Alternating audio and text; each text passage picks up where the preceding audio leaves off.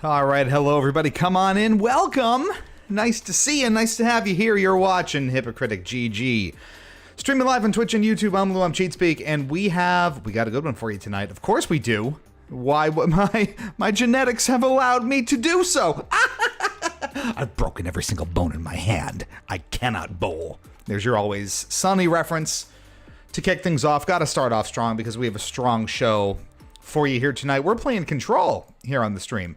And with good reason, because Control is, like all the games that we've been streaming here on the road to PAX East 2025, PAX Present Future, it has had a significant impact on us and specifically my development and time as a media person and content creator at the past 10 years of PAX East. That's that guy right there. Road to PAX East, PAX Present Future. Oh boy. We're going to dig into exactly why that is with Control here tonight, and we have some goodies, some videos from the archive, and a much younger, more sprightly, and less receding hairlined me on an entirely different website, and it's not Hypocritic, doing some fun stuff for you that we're going to dig up from the archives, as well as trying some new stuff throughout the breaks that hopefully you're going to find relatively enjoyable. So let's get going. I think... Oh, God. Okay, controller's already not working. This is good. And I will say, to open it up, I have never had as many sort of technical problems just getting the normal stream stuff going as I have tonight, so I'm sure we'll be bitching about it, and that's totally fine, and I'm allowed. Suffice it to say, the Xbox has not been cooperative, and I be weirder than usual. Don't have a lot of positives to say about the hardware right now. Dig in. You called me. So here I am.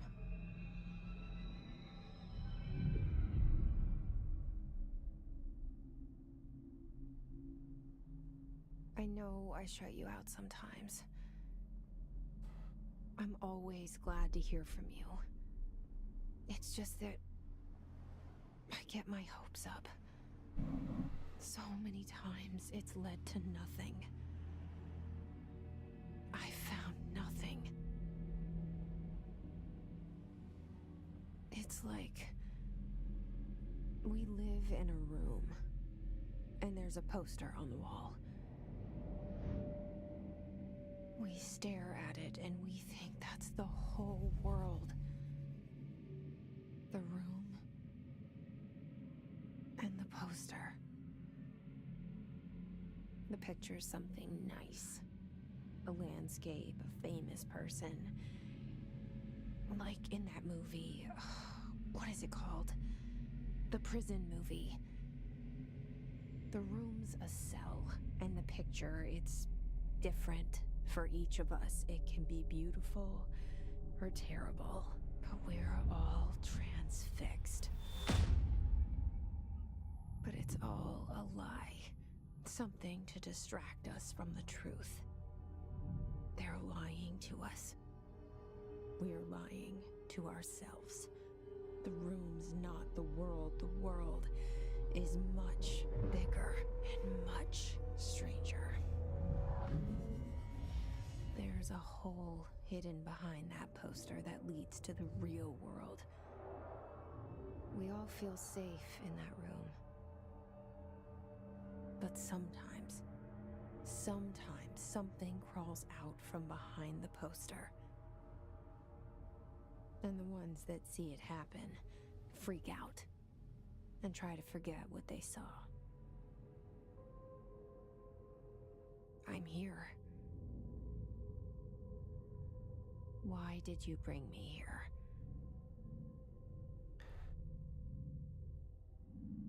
It's so impossibly trippy. Fun fact, I've never actually played through Control past the first couple of stages. I see it. But what is it? I can feel it. It resonates. The And things you tell me, my friend, I forget. It's all in my head. There's no you, right? one of these days I really gotta just sit down and clear out this entire game because I can't imagine how trippy it actually is. Does it matter? get correspondence and the like. And away we go. A reminder, while we're sitting around here, dice are back. It's not like they ever left. Exclamation point D20. If you've been around, you know how that works. But if not, you just type exclamation point D20 into chat on either Twitch or YouTube, and I will roll that D20 here along with any kind of secondary dice that we need to do all sorts of ridiculous stuff. You can win a gift card to the retail outlet of your choice. You can make me dab a bunch, change my shirt, hit that gritty, a whole bunch of other things, and God forbid we hit a 1 and get banished to the bad place. Well, things just get way too silly from there. That is all within your purview and your discretion. It's rude to just sprint through a place that you just got to, right? People are just getting to know you. They're going to get the wrong impression, thinking you're always in a hurry. Come on now, lady.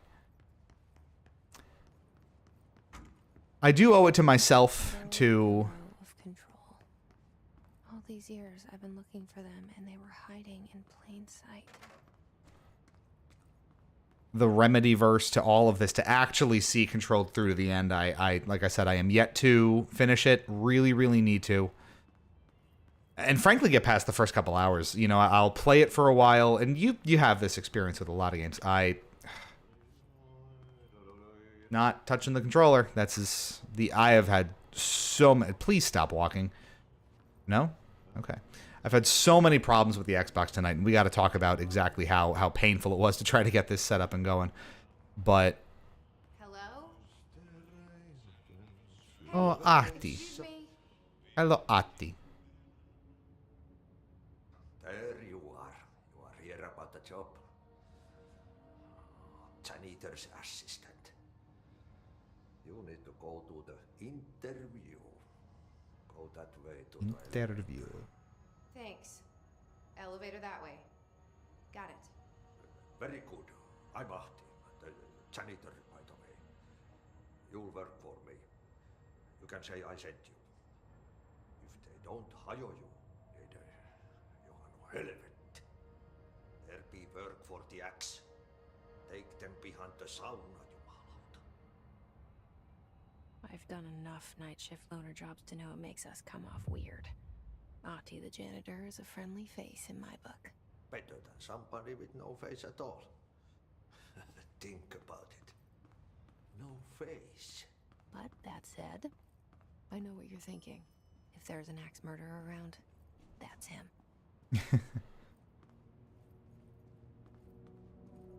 Oh, dear. The cell. Good old Ahti. Having played Alan Wake 2 through to completion, I kind of did it in reverse order, but we know about Ahti. Behind the poster. What are you They told saying? me I imagined it. I've been trying to pull it down ever since. Will you help?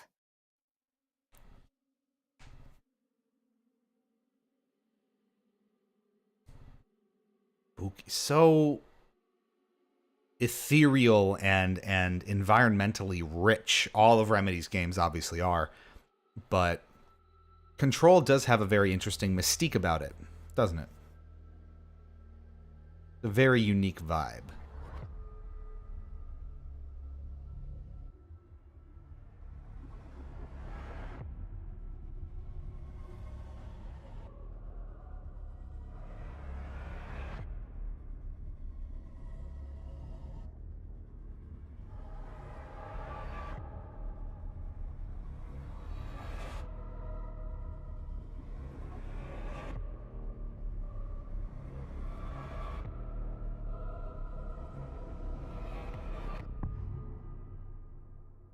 I wonder what we're playing. Whoa. Hi. Did I lose you there for a moment? You know what's on my mind. My baby brother, Dylan. 17 years since the men of this bureau took him. That's pretty direct.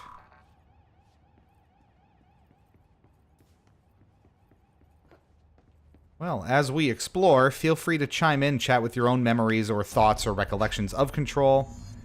We'll certainly be doing the same as we go through, especially how it relates to our experience at PAX East. in 2019, I believe, when this was on the show floor. What happened here? You want me to pick it up? The murder weapon? Really? I don't know who she's talking to. No spoilers, please, by the way.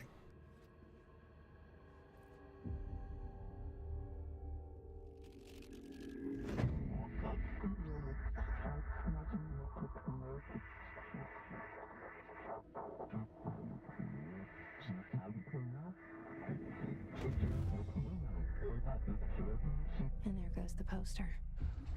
Objects of power can cause or be results of Dr. Darling? altered world events, intrusions upon the perceived reality. Now, the service weapon is, of course, a prime example of an OOP, a very powerful one. There's Full Metal. The Bureau of Congrol. That is a good type. Very well done. How we doing? You're it. Oh, dear.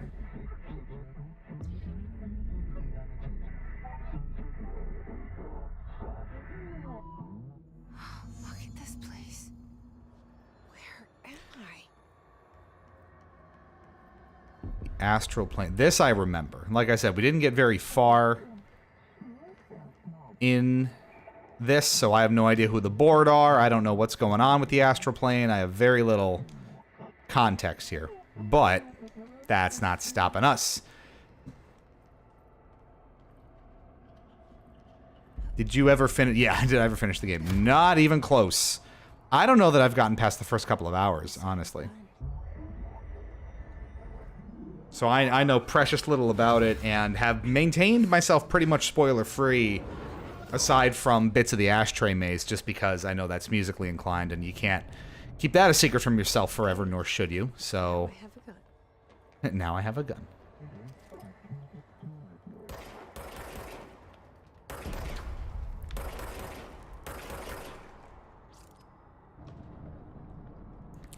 So one of these days, like I was saying, I kind of owe it to the Remedyverse to actually finish this and understand, you know, kind of what it's all about. Because obviously there's ramifications across Alan Wake 2 and assumedly, you know, the other games, maybe FBC Firebreak or whatever's coming up.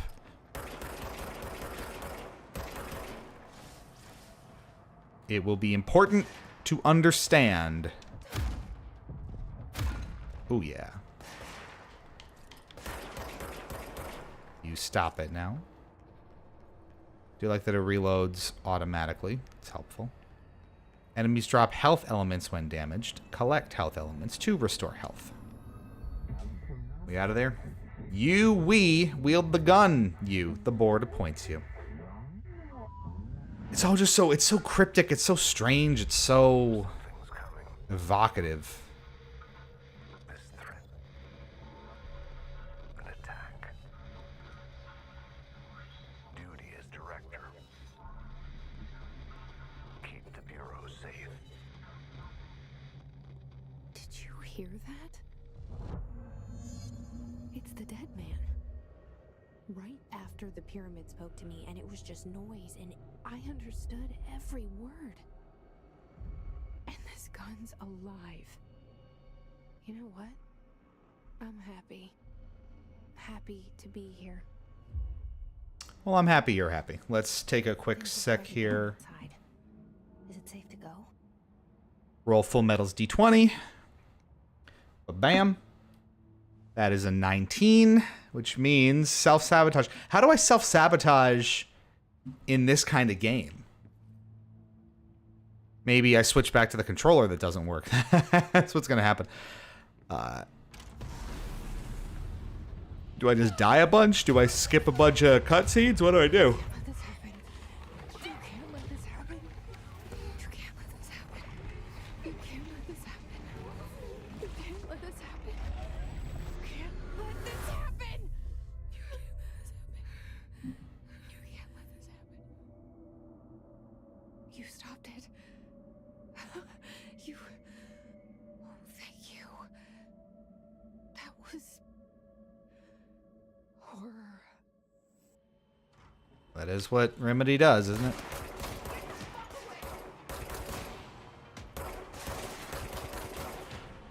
Good shooties.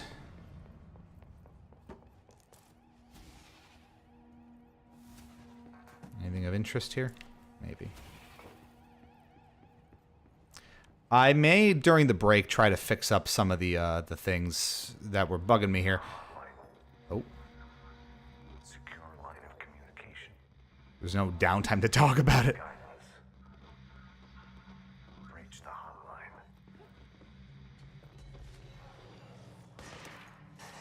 The hotline, says the dead man. Says the dead man. Come up with, if you can come up with some creative ways for me to self-sabotage during this, I will happily take you up on them. Gotta shoot the monitors out. That's where the computer lives.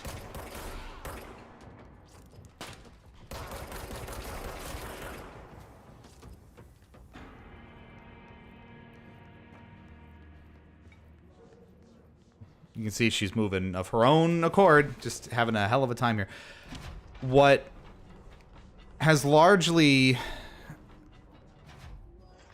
been a kind of slippery slope, and I'm just going to let her stroll for a second, of technical issues that I've had with my Xbox Series X. They've continued with flying colors here tonight because this was among the worst experiences I've ever had trying to get just the thing up and running. I frequently have an issue where when I use external storage, like a spinning hard drive, like an actual hard disk drive, the console, after I've moved it from like one power source to another, like I unplug it, I plug it back in, it will be completely bricked. It'll go into the main menu, but it will not launch any games until I unplug it again and plug it back in, reseat the USB 3 connection, and basically power cycle the thing. That's been consistent. Lately, at least once or twice a month, the controller that I have connected will start like crackling if I have an audio connection to it, like with headphones. Otherwise, my character will just start bugging out, and then it'll disconnect, and then I have to reboot the console again and repair it manually by like plugging it in with a cord. It won't sync like you would normally expect through Bluetooth, which is super fun. And then tonight, I had two new problems where control on the internal solid-state drive straight up would not load. It wouldn't load a new game. It wouldn't load a continued save file. Wouldn't do anything, so I had to reinstall the entire thing from scratch, which was super fun and took a fair bit of time. That's, again, partially why the stream was so late. It did finally start working. And then the controller that I normally use, which you've probably seen, is this kind of like weird little custom camo one that I ordered for myself, which is nice. Completely disconnected. It did that thing where it just kind of like almost shorts out, and now it will not send any input to the console at all, even though it'll be properly connected. So it'll turn the console on, like I'll hold the power button down and it'll turn the console on, but it will not actually let me interface with the console at all. So I had to go to my backup controller here, which I intentionally replaced because it does not work, and the analog sticks either frequently get stuck or they just, continue to move of their own accord. Maybe they're miscalibrated. I don't know. But it's a major pain in the ass. Like, I'm not... You see it's all good. It has a good fire extinguisher, thankfully. So I will try to diagnose some of that during the break, see if I can figure it out. Because we will have a couple of breaks here tonight, chat, and I'll tell you why. We got a lot to show you here, so we got to talk about our... Oh. That tried to invade me earlier. The hiss burrowing into everything in this place. Is the hiss your enemy? All right, it's our enemy. We are the same. It's contagious. It burrows in like an infuriating melody that makes you hum it over and over. We hate that. Do I just jump into it? Yeah. Oh, a toughie.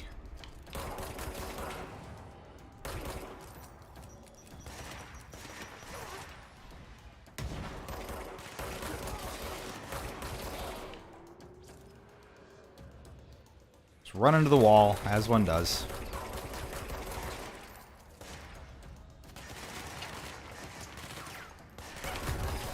Just mow it down. Mow it the hell down. Don't stop. Must cleanse control points. An enemy. Because control. Spreading. What if I just knock it all down instead? Is that acceptable? Is she good at this? Boom. Just normal things one does.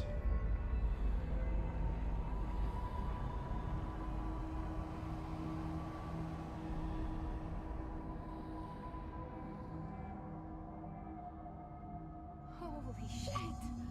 You did it. We did it. It is ritualistic thinking. I've apparently done this quite a few times. I guess restarting it over and over again, you contribute to that.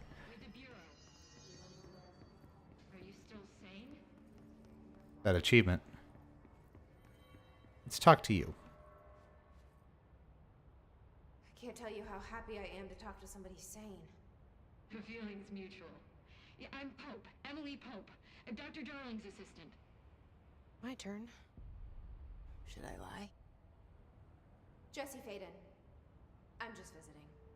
I should have lied. Oh, shit. You're the new director. Hold on. We're coming out. Open up.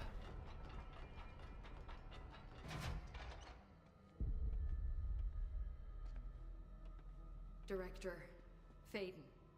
Call me Jesse. Okay, Jesse. I'm Emily. Look, somehow this hostile force, this Hiss? that works. Somehow the hiss managed to infiltrate the building without any warning. And just like that, my name for it is official. The hiss. Like the sound of poison gas leaking in. We're in full lockdown. It seems to have spread everywhere and to everyone not protected by an HRA. And, extraordinarily, you. You are the director, and that makes you special by definition. Trench is no longer the director, obviously. I'm sorry, I'm talking too much. This whole situation is just a lot. Trench is dead. Shot. Ah, I found his body. And the gun. Do I tell her it looked like a suicide? the service weapon. Also, and this can sound crazy, but he keeps appearing to me, saying things. It's hard Very to make cinematic. out, but he told me to cleanse the control point, push the hiss out. The whole room shifted around. You did that? And you entered the building when it was already in the lockdown before you became the new director? How? I'm not ready to tell her about you yet. A janitor let me in. I love it. This is fucking unbelievable. I can't even... Look, Jesse, I have a million questions, and you probably Me too. have a million more. Like, do you know my brother Dylan? Not yet. But there's something I need to ask you to do first. If you can cleanse a control point, then you can maybe cure those infected or possessed by the hiss. Because if that's possible, our options are very different. Emily Pope. I don't know her, but I like her already. She's the opposite of the faceless agency I've blamed for what happened to me for so long. But I can't trust her yet. Or rather, the bureau she's a part of. Yes. I can try. I'm speaking for you, of course. We can try it together. How generous. Okay. Auto walking again. This controller. We did it before. Push the hiss out. Very cinematic. All right. So while we have some folks trickling in here, and we're coming up on a little bit of time, stay still. To give you some context, the whole point of PAX Present Future and the run-up to PAX, which starts next week, by the way, which I'm absolutely blown away by how quickly this particular one has come up on us. This game in particular was really interesting. We're calling it the professional one because this is the first game that really, in my 10 years of experience covering PAX, made us feel like a proper sort of professional unit and outlet, going around the show floor, doing things and being treated just like any part of the industry. So this was back in 2019. So I had been on the PAX circuit for probably 4 or 5 years at that point for the Sonic site that I used to write for, called TSSZ. Part of the impetus of the Sonic site was quote unquote Beyond Blue. That was the tagline, where we would occasionally focus on broader, happenings in the game industry, different releases that weren't strictly Sega or Sonic titles, whatever the case is. And one such one that we got to lay our hands on was Control. The showing at PAX East was the first time that Control had anyone from the public playing the demo that they had there. And so they were kind of just sourcing feedback and getting players' opinions of it and whatever. And their Remedy, the developers behind it, their communications director, Thomas Puha, who you will see in just a moment, spoiler alert, was very gracious to give us a pretty lengthy, unscheduled interview, not on the docket. We didn't have PR blasts or, appointments set up for it. He just gave us some time on a very busy show floor with a very busy booth back when companies like Remedy went to shows like PAX. And the result of that is what I'd like to show you now. So I dug it out of the archives. Maybe we'll put it up on... It is available on YouTube, I believe, but we can maybe put it up under Hypocritic as well. If you're interested, we'll find the links for it. But this is from PAX East 2019, my interview for TSSZ with Thomas Puha, the communications director for Remedy, at least at the time, I hope he's still there, for Control. This was when it was just myself, and one of the first shows that I think we brought Save the Baloney, Justin, in on. At that point, Teresa wasn't even in the fold, and Hypocritic wouldn't be formed for another year or so after that show, and thereabouts. So I'm going to mute the game for a hot second, and we'll get back to it in just a few minutes, folks. You are watching Hypocritic GG. Please enjoy our interview from 2019 of Control with Remedy.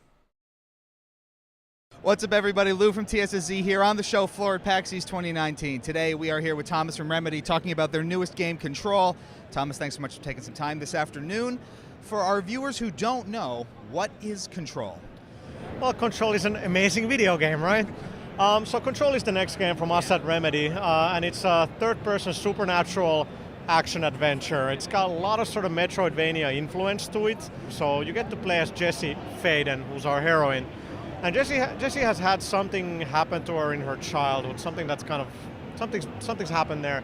And later in life, she ends up at the oldest house, which is this building in Manhattan in New York. And it happens to be the home of the Federal Bureau of Control. Now, as Jessie gets there, this otherworldly presence known as the Hiss invades the Bureau and invades the oldest house and kills the Bureau's director, Trench. And then things happen, and there's this ritualistic process, and Jessie has to become the new director of the Bureau, imbued with supernatural abilities. But maybe she's always had an inclination to something like that. So rest assured, all of this will make perfect sense in the finished game. I dare say we do know how to do story at Remedy. We just don't really want to give it away before you play it. But that's kind of what the game is on a high level. Okay, and you walked right into my next question.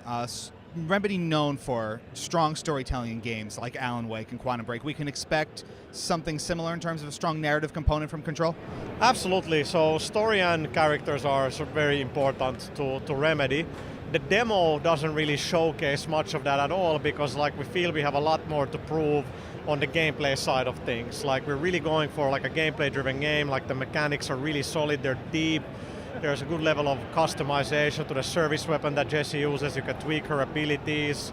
We won't want to ruin the story, but of course there's a lot of storytelling. There's, these short live action videos that you can find around the oldest house. Then the former director kind of shows up as a ghostly apparition talking to Jessie. There's of course these documents that you can find, and of course there are cutscenes as well. So I'd say it's really combining all the different things Remedy's done over the years and trying to really make it into that really, really polished, great, entertaining video game. And sort of speaking of that, when you talk about the different experiences that Remedy has made over the years, especially games like Alan Wake and Quantum Break, can you talk about how those titles and others in the company's history might have informed or inspired what Control is doing? Right, so, Alan Wake and Quantum Break were very kind of dictated by the narrative. So the story came first and then everything else after that. In the case of Control, the world came first. We built the world and then we started figuring out the gameplay and then the story.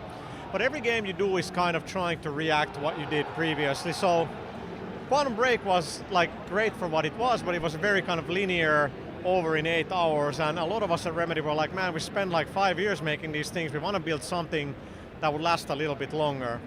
And with Control, we hope that we have that. So you have your storyline, your main quest line, then you have side missions that really enrich in the world, like kind of bring more story. They tell more story about this, the NPCs you meet, because not everybody is hostile in the oldest house, so you meet plenty of allies as well. So I'd like to think we've kind of taken the best bits from our previous games, but it's less about having tons of cinematics interrupting the gameplay. It's much more about environmental storytelling and so on. And like 3 years ago, when we really started working on the game and figuring it out, one of the things we discussed was like Max Payne 2 kind of felt like the last Remedy game where everything worked really well. The story was great, the replay value was great, the visuals were great, the character was great, and Alan Wake and Quantum Break were great, but like the balance wasn't there, you know, like the gameplay was relatively simplistic in Alan Wake, so we wanted to improve in Quantum Break. You had the time abilities and all that, and like we were able to pull off this whole crazy combination of live action and everything in Quantum, which was great, but maybe there the balance wasn't quite right, so we're really striving to like just make Control as good as we can. And let's get into the gameplay a little bit, because there is a complex set of moves that Jessie has. In addition to the gunplay, there's the levitation, there's the great slam feature where you can go in and just beat the hell out of a guy. Can you talk a little bit about how her specific move set was defined and how the team sort of polished up the core gameplay? Well, the team is very heavily still busily polishing the game back in Finland. Hello. Pretty early on we knew that we wanted to do like this supernatural kind of take. And have a little bit of sort of a superhero vibe to it, which is also a bit what Quantum Break was, and we also kind of want to deviate from that. And levitation was something pretty early on that we had, because that makes the game feel distinct. It's a very, very powerful thing. It has a big impact on level design. We have to have those larger spaces that you can really kind of levitate around. And then launch has really been the trickiest thing. So launch is the ability where Jessie grabs objects. There's 3 different sizes of objects, so you know, small lamps and then chairs, sofas, and then you can even pick up like forklift trucks and so on if you upgrade yourself enough. And making sure that grabbing objects and throwing them feels as satisfying as using a gun, because we all know like pulling off that really awesome headshot, it just feels good. Like and it's very hard to do that with physically throwing stuff, but I think we've gotten there. And it's just a combination of the animation, the sense of weight, the sound effect that you have when she grabs an object and it's like you hear that swoosh sound and then you throw it. All these things come into play, and I think we've surprised ourselves now. Like throwing stuff and the destruction is a lot of fun, and the amount of destruction there is, or reactive environments I should say, is pretty impressive. So it's really sort of like a sandbox where we give you the gun, which is transforming, we give you the abilities, and it's really up to players how they want to use them and how they want to also customize them. And I can kind of attest to that. When you pick up a ton of rocks and just throw them at somebody, it is really, really fun. So this is the first time that Control has had other people kind of get their hands on it. Can you talk a little bit about how it feels to finally get a multi-year project like this in front of people for the first time? Terrifying. Like really, it's so Remedy traditionally we've made games and the demos we've given have been very controlled. We should have a drinking game. How many times are we going to say control? And the demos have been kind of like you sit down, we show them very carefully, and we want to kind of, I personally really wanted to change that. And the only way to kind of prove the fact that this is a more gameplay driven game is let people play it. Now, for a lot of us at the studio, it's like, what? We're going to show an unfinished game 5 months before it ships? It's like, it's not running smooth enough. It doesn't have the balancing right, but like, it's good enough. Let people experience it. Let's get some feedback on board.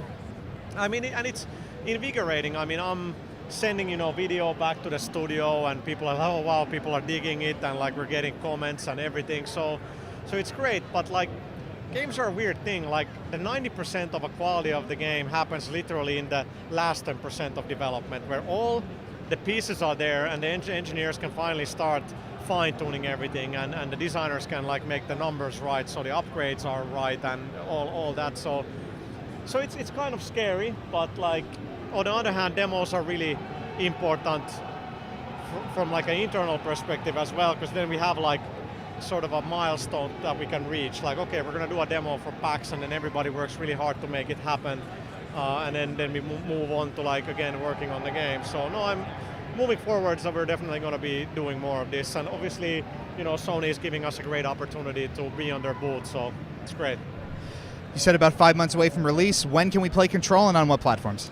So Control will be out 27th of August, Xbox, PlayStation, and PC. Oh, wowee. Look at that. Look at that highly professional showing that was. Hope you enjoyed that look at a Lou and a production far in the past. That was 6 years ago, which is kind of nuts to think about. I did change controllers here, and hopefully, yes, it feels much better. So I think we're in good shape. That was very exciting to do because, like I said, and just a little bit more my own mouth running before we continue here. That, like I said, really was the point where, you know, even before we brought Justin on board, that was the first or second show that he was there. And it was normally just me running around with a little, like, audio recorder, almost like a tape recorder, putting it in people's faces and transcribing interviews after the fact. So having Justin there with the full-on camera setup made us feel so much more legit and polished and professional seeming for this, you know, relatively small little Sonic site running around PAX and Comic-Con and the like. So to have that opportunity all the way back then to freely speak to studios as large as Remedy and publishers as big as, you know, we would later do things with like Harmonix and Sony and the rest, it was so exciting to feel like we had quote unquote made it in that regard. So always grateful to Thomas and Remedy for that opportunity just to sort of stretch our legs a little bit. And I did just check while that was playing, and he is still at Remedy, actively doing, I think, you know, the head of PR and communications. So that's great, and no one better to have in that role, I would say. So that's some of the history with why Control is really influential to us and to the whole kind of PAX experience that we've become so familiar with.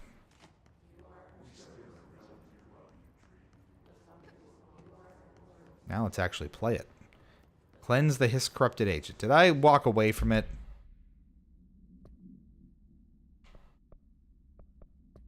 All the missions. I love the UI design in this game in particular. And just how cold and like 70s or 60s retro corporate, like retro futuristic corporate it feels like. It's just amazing. Yeah, we did miss it. We're back here. She's not auto-walking anymore. Look at this, folks.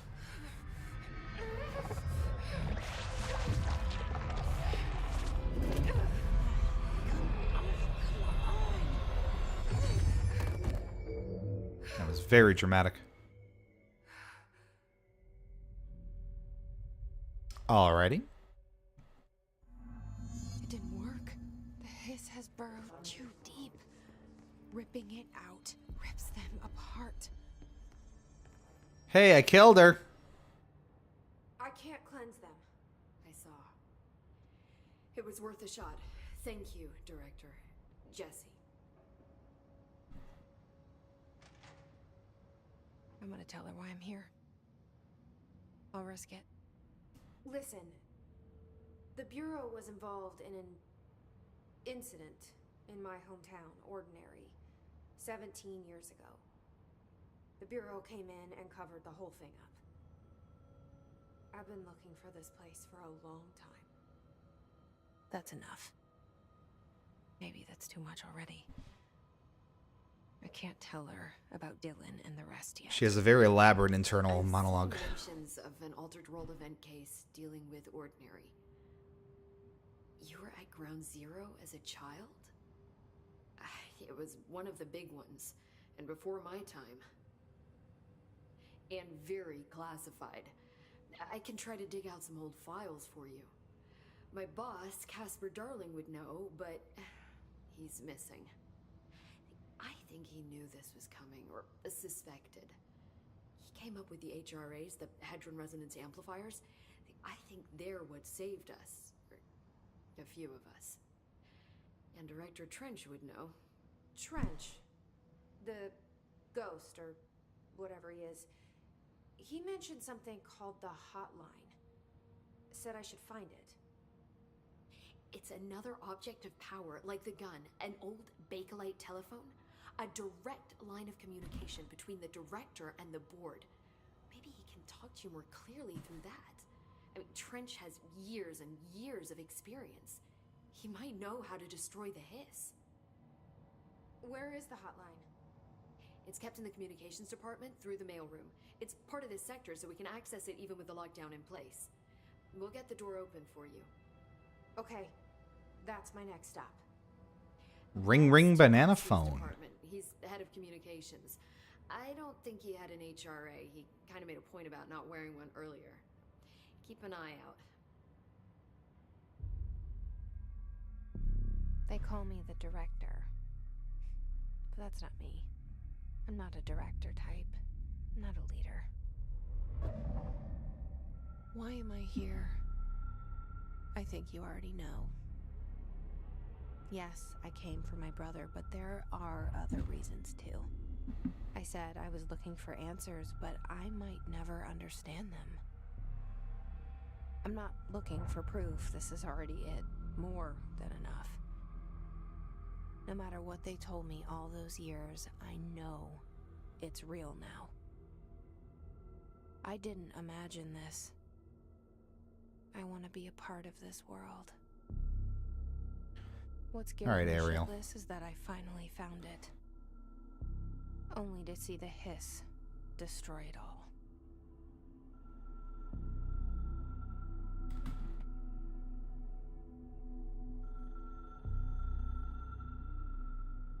Ooh. Real bright ring ring. Look at that chair. I could go for that chair. I'm getting Stanley Parable flashbacks. Remember the phone? We like unplugged it from the wall there. I know this is all new to you, so don't hesitate to ask me anything you want to know. There are no stupid questions. The door to the comms department that I is don't just believe. outside the boardroom back in the lobby. They should have gotten it open by now. Follow the signs to the mailroom. You can get to the hotline containment chamber through there. Good luck, Jesse. See you back here once you have the hotline. All right, lady. Well, let's go then. All right, chat, give me your opinions on thoughts on Control. Have you played it yourself? Have you beat it? Your opinion relative to the rest of the Remedy verse. The general consensus seems to be that Control is one of Remedy's best. I'd certainly agree with it as far as I've seen and from what I've read. Although, you know, I don't know that I've gotten far enough to make very informed opinions about it. You really want to have a more comprehensive view of this sort of thing. What's your view on it, chat? Oh, no. If I'm director, I should have all the security clearance. Make it possible for me. Hello?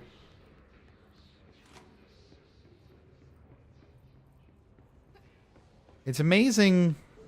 It's so interesting, too. The control is so fluid in this game. Movement and traversal and combat are just so clean and polished and freeing. And in Alan Wake 2, they are so restrictive. And it's so challenging to move around during combat and kind of feel like you're on top of your shit. Obviously, a symptom of it being a kind of psychological horror game, and you're not supposed to be very combat heavy, right? So maybe don't do that. Oh my god. It's overpowering here. You don't want me anywhere near it. I'm with you on that. Understood. My pal's back. There's Vinny. What up? It's Control time. We doing it. Bye-bye. Whoa. And this was pretty well lauded for its combat. Especially off the heels of something like Quantum Break and Alan Wake and some of those. This really was, like I think you heard in the interview, if I remember it correctly, they made a really conscious effort to make this more gameplay heavy. More combat focused, better shooting, better and deeper you know, action mechanics, and they really, really succeeded with it. Because what I remember, and from what I've seen and played, it is just remarkably well done and very, very fun. I've been super eager to actually see it through to completion. I just never have, because I'll get into it for a while, and then I'll stop playing for like months on end, and then I'll lose track of like where I am or what happened in the story. Like, I gotta go do this with The Last of Us Part 2 as well, where I got probably a third, or like, oh my god, she's powerful. My god. It's just obliterating furniture. Excuse me. I'm having a moment in here. But no, I gotta restart The Last of Us Part 2 because I got about a third of the way through. I forget everything, and I might as well start from scratch at that point. You're not gonna remember the minute plot details and the happenings that are relevant. So that happens with some of these longer story-driven games where, you know, because life happens to you, you sort of lose your place, lose track of where you were or are, and then you can't really jump back into these kinds of things blind. Not easily. Absolute menace she is. Just look at him. 8 inches wide and capable Dr. Darling, my beloved. 80 kilobytes. Stolen by our friends at the CIA, the disk held the launch codes to Soviet nukes. We love any time they work in live action interstitial here. Exactly like it. A perfect fusion of concepts vibrating in the Cold War era collective unconscious. That sounds amazing. Dr. Darling, thank you. We have a friend. Bye-bye, friend.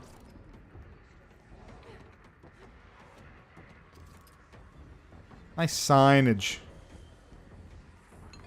Show me more of the signage. That's where are we going here?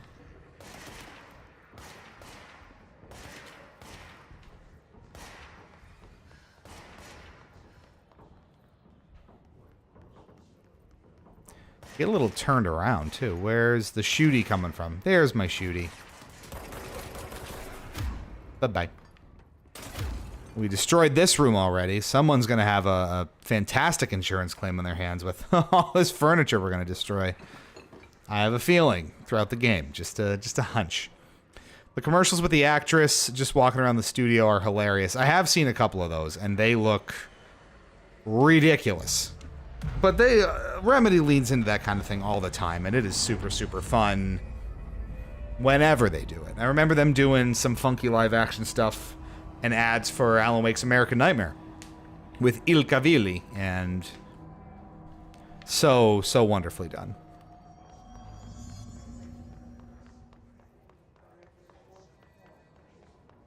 You love to see it.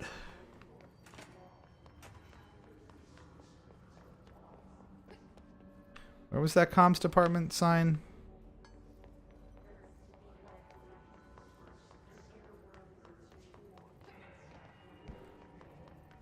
Right. Communications. We're on the right track. Reassuring. It's just so troubling.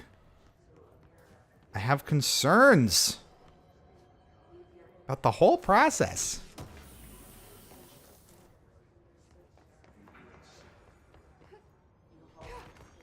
Gah.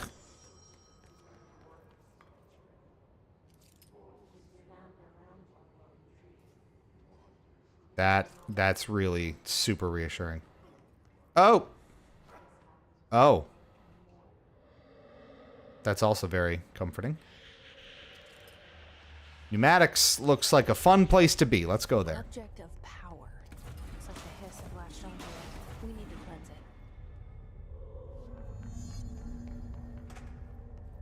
If you say so, lady. Just gonna keep sucking up these tubes and getting information, I guess. It's undefined reading. Of course it is. No. We're fine. It's fine. I don't need security clearance. I'm just the director.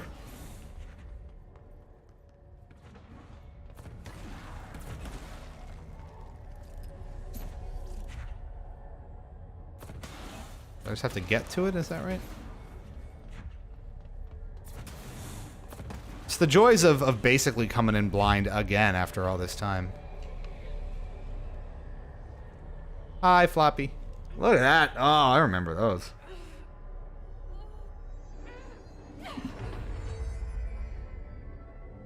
When floppies were actually floppy. The nuke. We're binding again. It's harder to hear you when I'm here. It's like the channel's been changed. The board's in charge here. They're pyramids in the bureau seal. Are they really the ones pulling the strings? I'm not their director. I'm no one's director. Love me telekinesis. Oh, it's all coming back to me now. For those of you just joining or tuning in, this is, in some ways, a bit of a launch or a line. The cube or the thingamajig. You got it. It's sort of a blind playthrough in a way. That's probably too much. Have not actually completed this game. Haven't touched it in many years. And like I was saying, I kind of owe it to my broader appreciation for the Remedyverse to actually get in here and get this done. Obviously not going to happen tonight. Oof.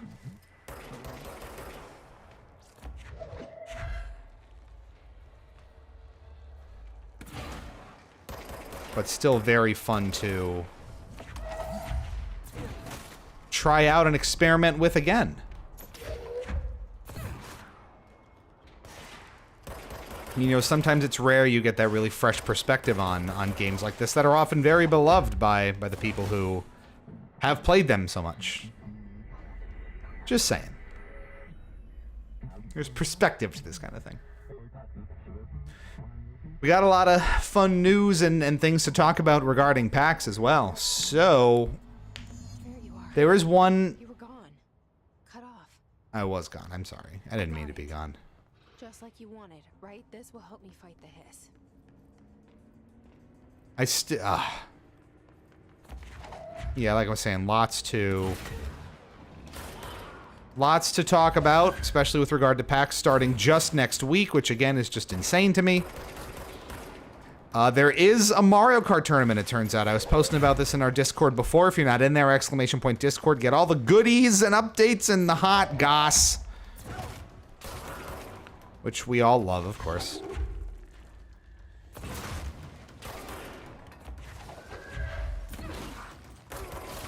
But there will be a Mario Kart 8 tournament, as it turns out, at PAX after all. It wasn't on the schedule when it was first announced. But now it is, and you know we're gonna do it. I think it's Saturday night-ish. Like Saturday 5 to 7. I gotta make sure that I am lined up bright and early and actually in attendance for this one. Instead of like sliding in on the wait list, like last person on the wait list, which has happened far too often. So that'll be very fun. And we're lining up a bunch of interesting interviews and game previews, as always. I think we have some interesting stuff on the schedule already in terms of what to expect and some interesting titles that we want to take a look at. Of course, Full Metal will be there.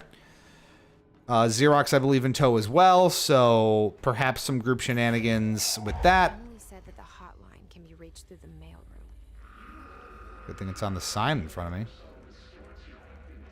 So it's going to be great. It's going to be a very, very busy show, as it, you know, always is for us. Oh, man. Love the trail of blood into me mailroom. Maybe there's a key nearby.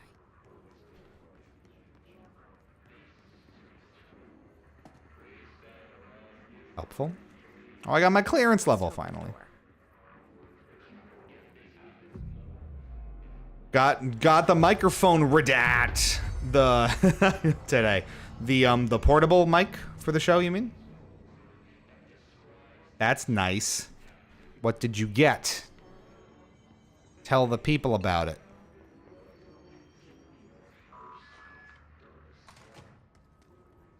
Oh, I remember this room because it's boss fight time, isn't it? Oh my goodness. That's normal.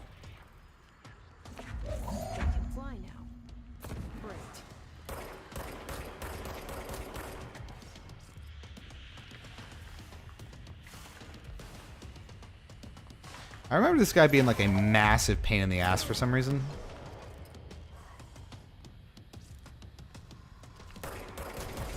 Unless it's some other similar boss.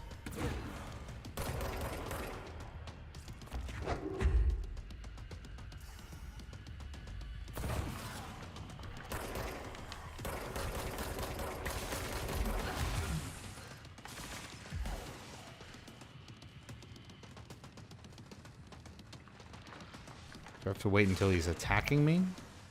Oh, and there's health pickups I gotta find, right? I can't just heal myself.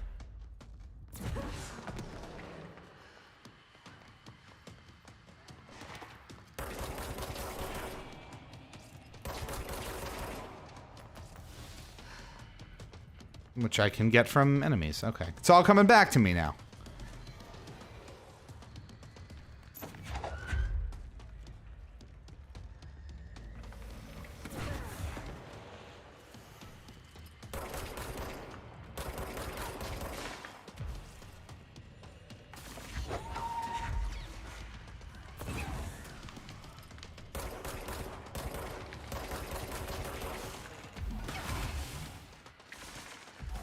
What a dick.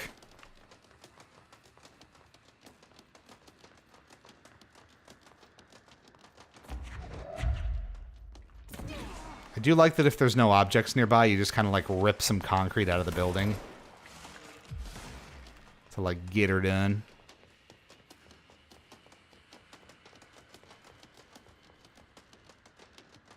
Gameplay available at all times.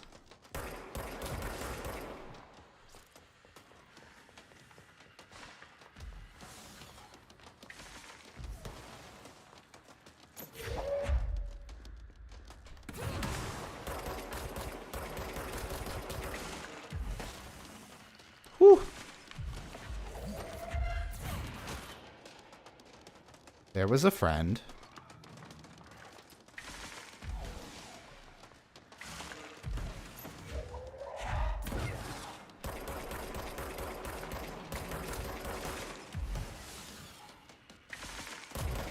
Help me, mailroom.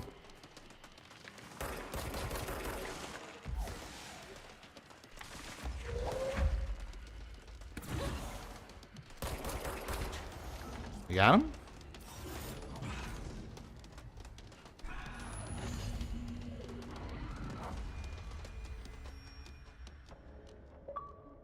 Bye-bye. I have a feeling he'll be back. Collect 80 collectibles. Stay focused. The I'm powerful. past the mailroom. My pal's throwing telekinetic blows. It's so much fun, though. It's such a visceral mechanic. Just picking stuff up, launching it, letting the physics take over. It's oh so satisfying. And you know me, and like most players, I'm just a sucker for physics-based gameplay.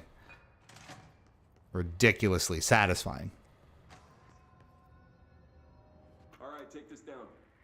The situation in Cuba has been evaluated by the relevant authorities. The mysterious illness affecting the staff at the U.S. Embassy in Havana was caused by sonic weaponry in the hands of a foreign power. Oh, God. Most personnel have damage to the inner ear, but most are expected to make a full recovery.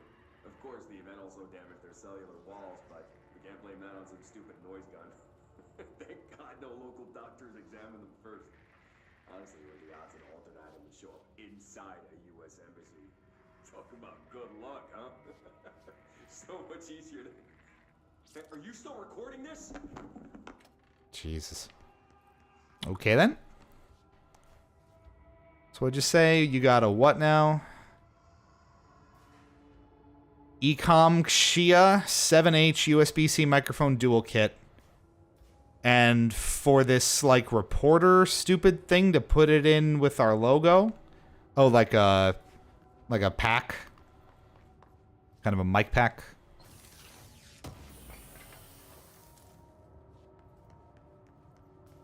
Intriguing.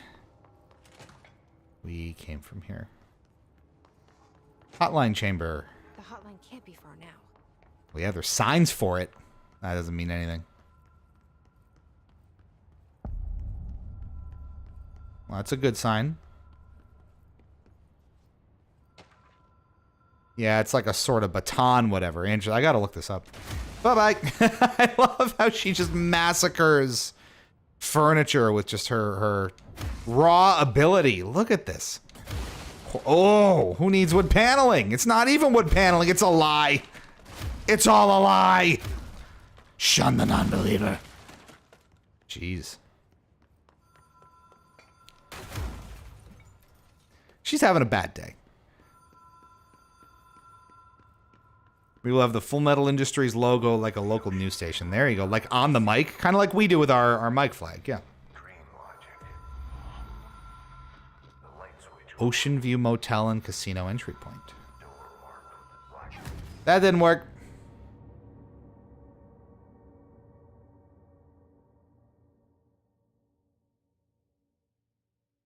Gooey.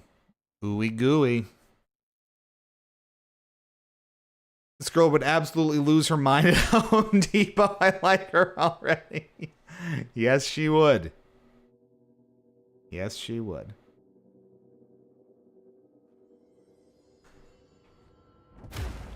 Oh, that pulled me all the way. Oh, no, that pulled me all the way back. Don't tell me I got to do this fight again. Okay. Would have lost my shit on you. What do you mean inconvenient checkpointing? It's fine. She runs fast.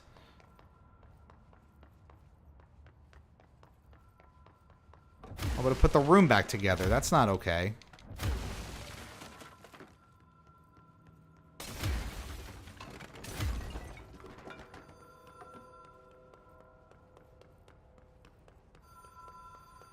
Okay, so what did I do wrong here?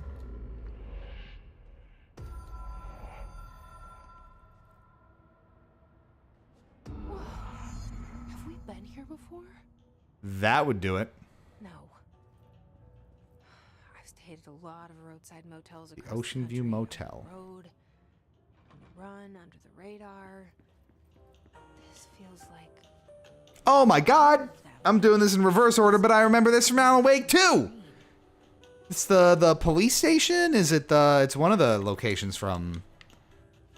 Well, I guess it's technically from this, right? Oh, it's... See, there's so many pieces I gotta put together. I did it wrong. It's all in the wrong order. I did Alan Wake 2 first, and now I'm coming back to this to finish it off. That's not how it goes. Hello? Anyone here? Very clearly not.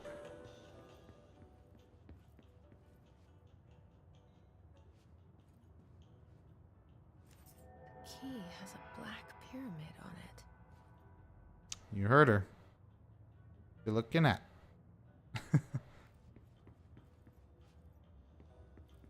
Casino. Yep, just a random ass closet door to the casino. Absolutely, lady. You got the right idea.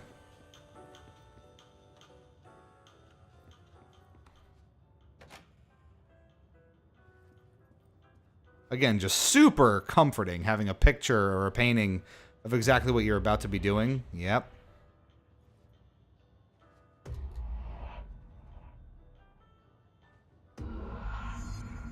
Love that.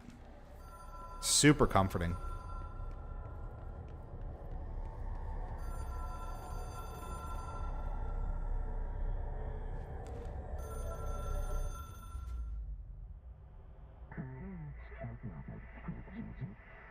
All these alternate names.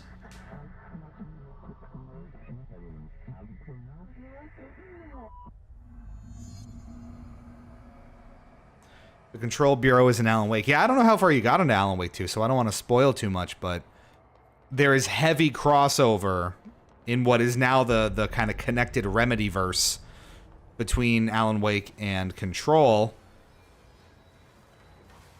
Yep. Okay. I would rather leave those connections to you to identify and understand on your own time.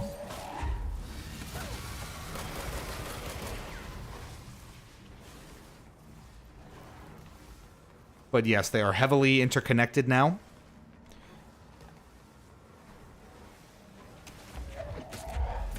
And the world of Alan Wake is more intimately connected to this sort of thing than it ever has been before. And it's much more obviously delineated now, which I think is super cool.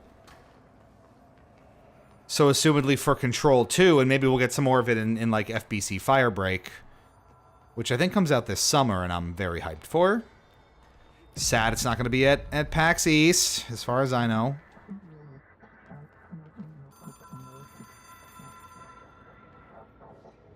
We expect compulsive weekly calls. A phone. It's an object of power. It doesn't connect to any typical network. A direct line to the astral plane and the board. And my hypothesis is, under the right conditions, to other planes of existence as well. Whoa. Powerful phone. Ring, ring, ring. Oh. She looks happy to be there. Needs a team. My management team. These people know the secrets of the Bureau. Hey, Alex Casey. Of course it's James McCaffrey. Darling, Tomasi, Salvador, Marshall. Marshall especially, my head of operations. She sees right through me. She knows I don't like relying on people. The only person you should fail is yourself. But things change when you become director. Well, shit. He's Alex Casey, he's Max Payne, he's the director, except not. That's, yep, this is all just super, super normal Can reach Trench. and healthy. Listen to him. He feels more like an echo with important info. And I need to get it's back. mysterious and important, you know? People react strongly when I tell them about you. I need to know who I am. Oh, Emily, Don't actually tell me, the hell? because spoilers, but I gotta know. Maybe we'll actually see it through this time.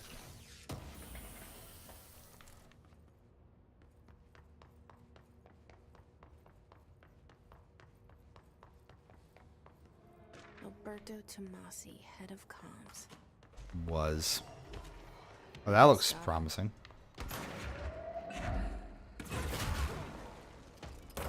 Gotcha. We love an explodey, don't we? Yes, it's true. Yes, we do.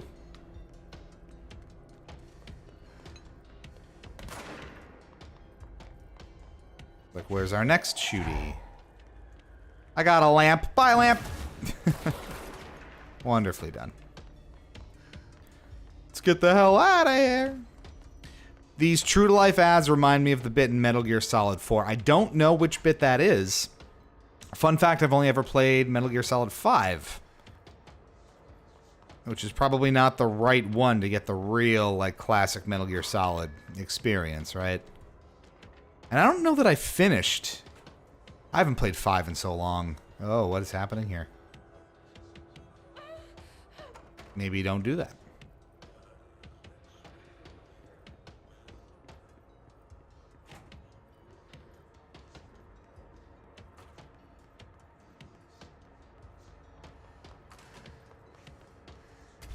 This looks normal.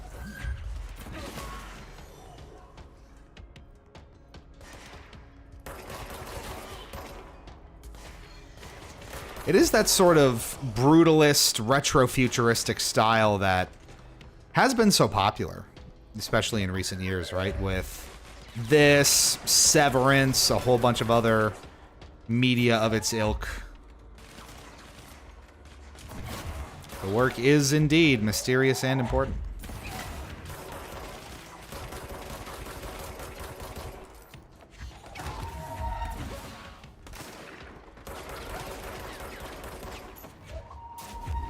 Hit him on the way in. You love that. Wonderfully done. Now that we're all turned around.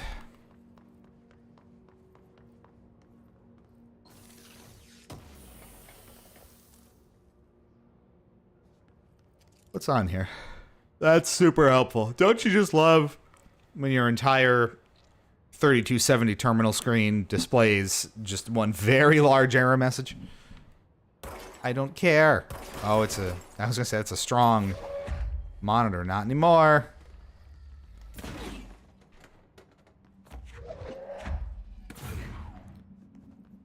I always loved that sort of very primitive interface design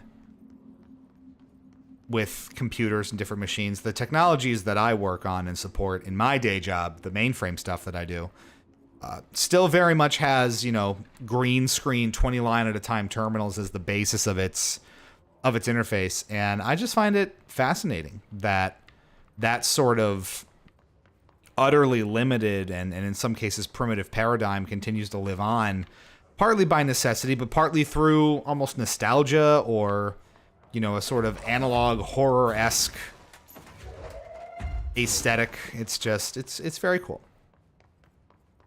And has always really interested me. Do I have a map? I do. I think the map stays up. And you can move around with it live.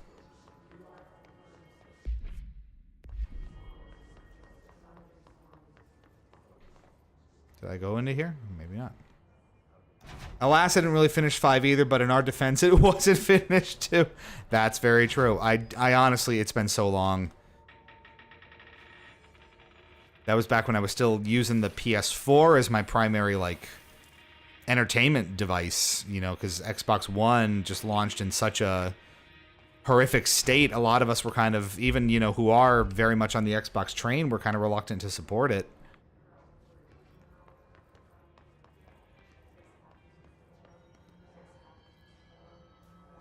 Where am I going? You had to go through the communications department? Was that right? Central executive this way. Okay.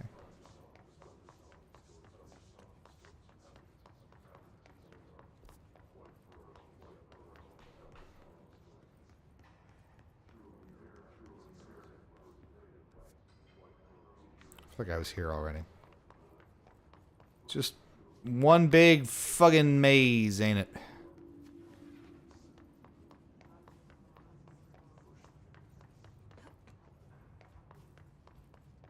Let's go exploring. I don't even care. We're just going for a little stroll.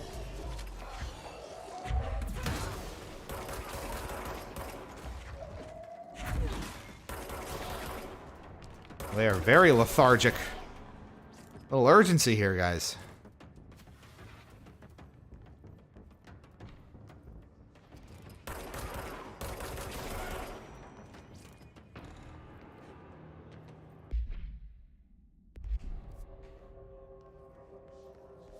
Be through the cafeteria.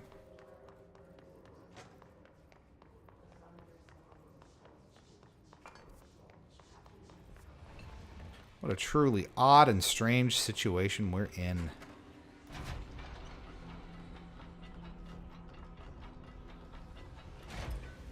What is all this stuff?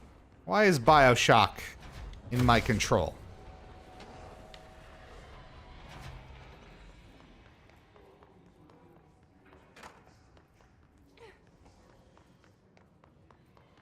Probably go back and check out some of these places with my level 1 clearance now, can't I?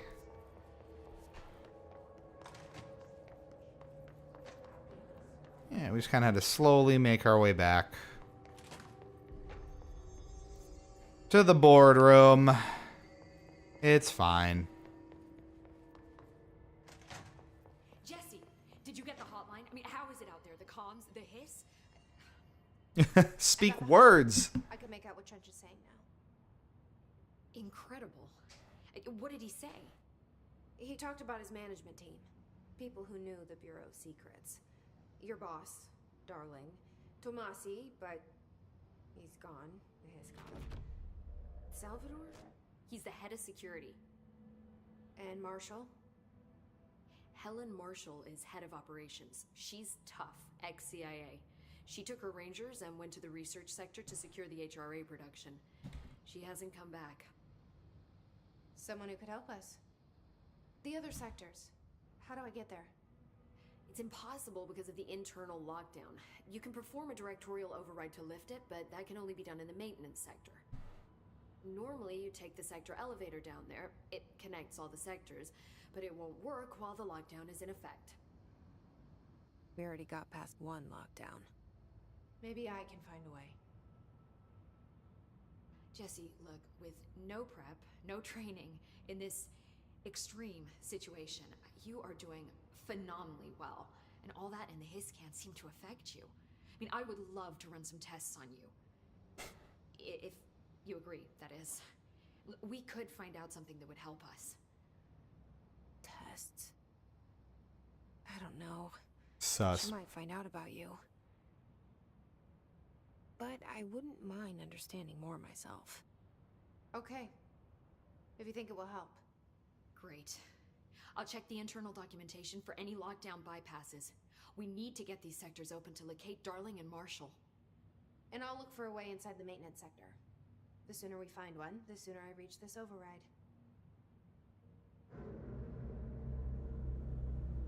Fair.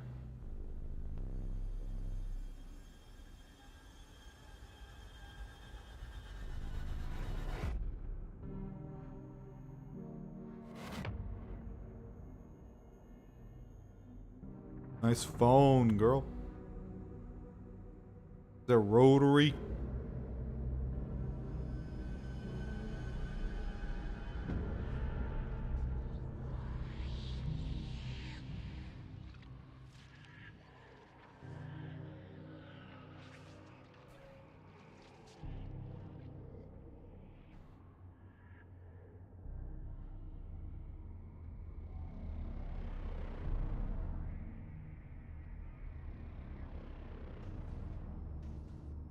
Very fun audio design.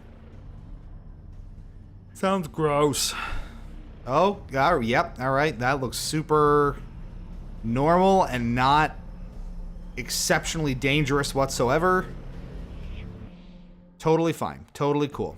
All okay with it. Directorial override. Can't wait. All right, so I need to do some ability upgrades and unlocks. Let's do that on the other end of this break. We're going to try out something new for this break like I've been teasing all night here, so let's get right to it. You're watching Hypocritic GG, streaming live on Twitch and YouTube. I'm Lou, I'm Cheat Speaking. We're going to give you more control right after this. We'll be back in just a couple of minutes. Don't go anywhere. But the fact remains that generally across the board, games on Nintendo Switch 2 will be more expensive than we've seen from not just Nintendo, but other publishers and manufacturers, more expensive than we've seen in quite some time. But this is where I want to start to offer a little bit of historical perspective, where, you know, maybe this isn't something that comes up as often. It's not an element of it that people think about, but games back in the day, let's say Old Man Yells at Cloud about it, used to be a lot more expensive.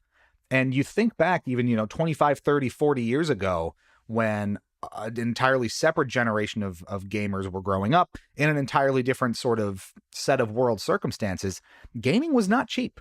And indulging in video games as a hobby or as a passion cost a lot more than it has for the past couple of decades. I want to use a few examples using Nintendo's own very popular games as reference points, again, just to kind of set the stage a little bit. We're going to go all the way back to the NES. Super Mario Bros. 3, an absolute classic, late in the life cycle NES game, lauded across the board, right? That launched somewhere around $49.99, $50 in 1990. If you were to do a little bit of math on that, thanks to inflation, in 2025, that would go for $120 or thereabouts, which is pretty significant. Similarly, Super Mario Kart, a massive system seller for the Super Nintendo, incredibly popular game, launched at about $54.99 in 1992. These are all US dollars, I should say. With inflation and comparatively, that is $125 in 2025. So again, really not cheap. Best correlation potentially, Super Mario 64. A linchpin moment, a massive system seller, a big branded Mario game at launch of a Nintendo console, $59.99 or thereabouts in 1996. With inflation, that's about $120 in 2025. Now, there was variable pricing on a lot of these first and third party releases as well, but you can see a lot of those marquee titles settled in around the $120 to $130 price point when compared, in 2025, which is, I think, an interesting bit of perspective. Here's another extreme example, maybe. You remember Phantasy Star 4 on the Genesis? Maybe you do, maybe you don't. Pretty significant game for that console. It was $100 at retail in 1995. That would be $210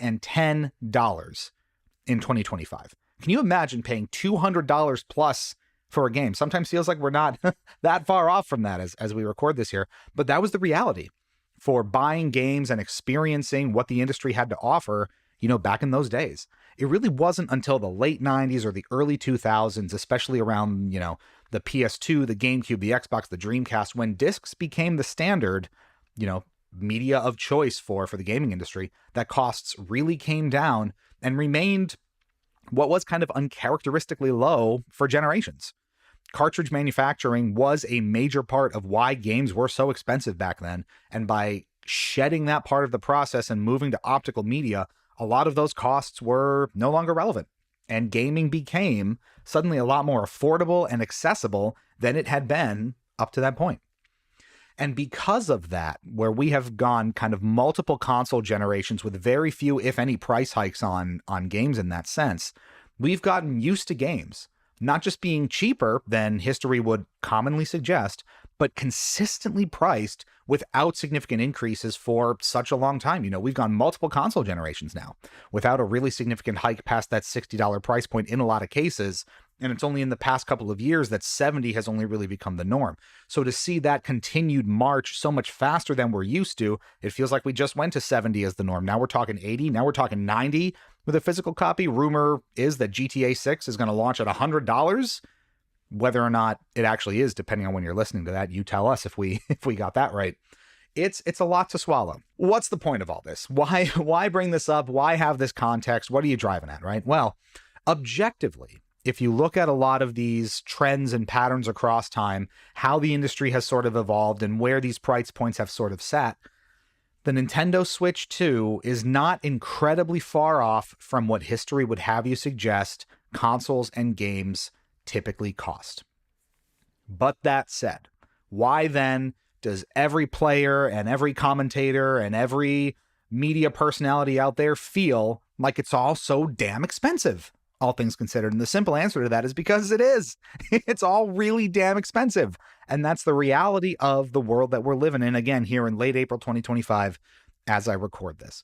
The world is incredibly sensitive to price fluctuations, to inflation, to the general cost of anything. And U.S. consumers, again, speaking from our home territory here, have less buying power than seemingly any time in recent memory. And it's a challenging situation to have to consider when the games and the console and the accessories feel that expensive. We're not an economics podcast. I'm not going to break down the macro and micro factors that go into this sort of thing. But inflation has obviously hit not just the gaming industry, but the entire world very hard. You even look at it relative to something like the original Switch's launch price. $299. Still sells for that today. But if it were to launch at that same value prop in 2025, in $2025, it would cost a little under $400, maybe around $390 or so as I record this. So that alone is a really interesting harbinger of how much things have changed and how quickly the world has sort of spiraled in that sense. Now, I will posit something a little bit interesting. This might be a bit of a hot take. It's not true in all cases. I'll try to earmark some of the exceptions and places where the theory doesn't make much sense, but this is one way I think that you can potentially look at it and frame the entire discussion. Since at least the GameCube, when the console really wasn't very successful and it was very steeply discounted, Nintendo has been seen as a brand, especially from a hardware perspective, with a strong value proposition and was often the most affordable option for customers and consumers looking for getting the most bang for their buck. You think less well-off players, people who don't have infinite money, which is basically all of us, have often relied on this affordability for access not just to Nintendo's hardware, but to the software and the experiences you can have on their platforms. families, who are the primary targets of many of Nintendo's, child and family-friendly IPs, are in a very similar boat. They're often very budget-conscious shoppers who need to stretch that dollar as far as they can, and a lot of the time, Nintendo's consoles have provided a very effective, easy, and reliable way to do that.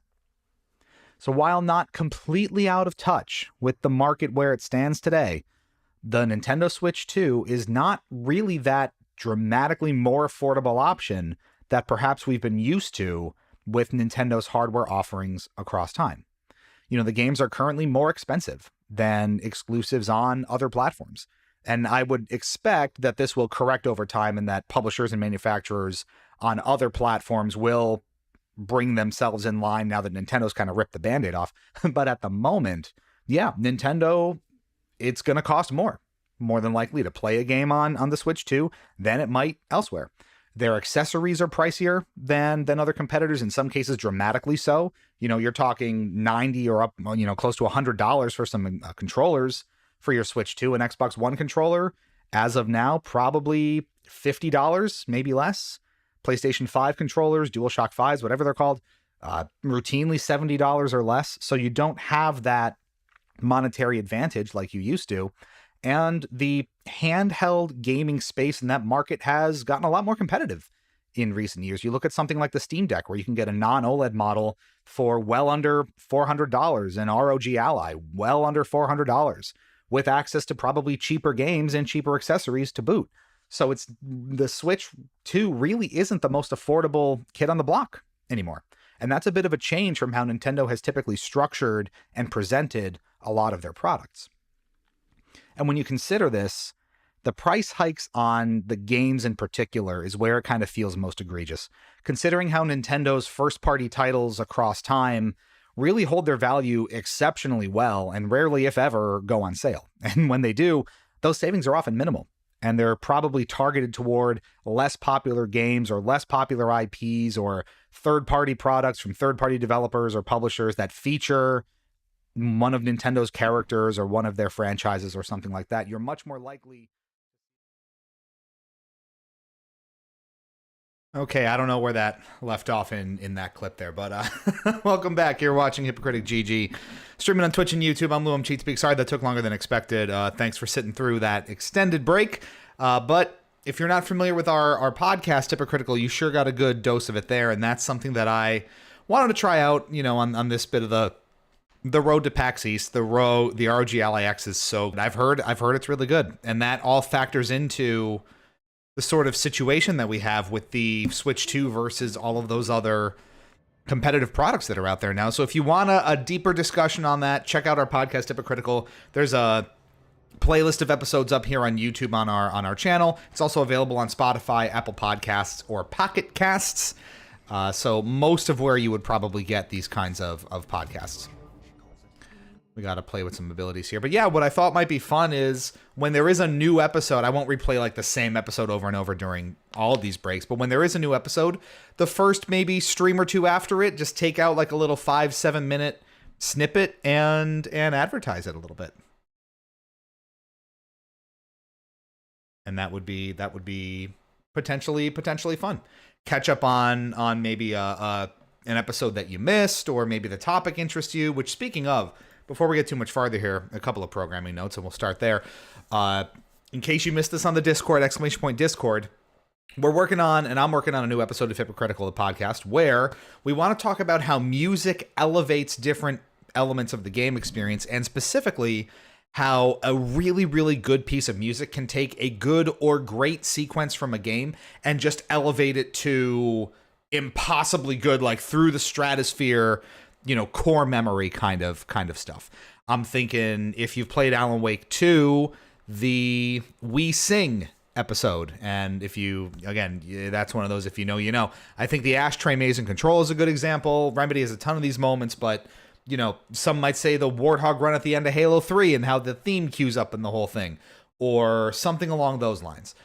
Give us examples in the Discord, or here, or wherever, just so I have them somewhere, of instances like that where you can remember music at a singular point in a game, a certain mission, a certain encounter, a certain fight, a certain cutscene, whatever it is, that took that thing from great to impossibly great, largely thanks to the music, where in your opinion, maybe if it was a different piece of music or wasn't constructed the same way, that wouldn't have worked. And that's something that we're going to talk about. So we're taking your suggestions. We'll read them out during the episode and react to them and talk about them if we have any experience with them. So put them in the Discord. I think that's in the Hypocritical channel. You can drop them here if you want. It's all sorts of fun stuff like that. Let's upgrade some abilities here. Let's see. We want launch damage for sure. We haven't really had health issues yet. We don't melee a ton, but we're going to go in health just because we don't want to be too fragile. And I really do lean on launch, and I'm feeling that, so let's really do that. We have an additional weapon form slot, which I think I do here. Yes. Okay. Reload efficiency. That's good. All right, we're upgraded. Let's go to the maintenance sector. Which, this will help. I hear Ahti. Our friend Ahti. Let's Like do I it. said before, the janitor is a friendly face.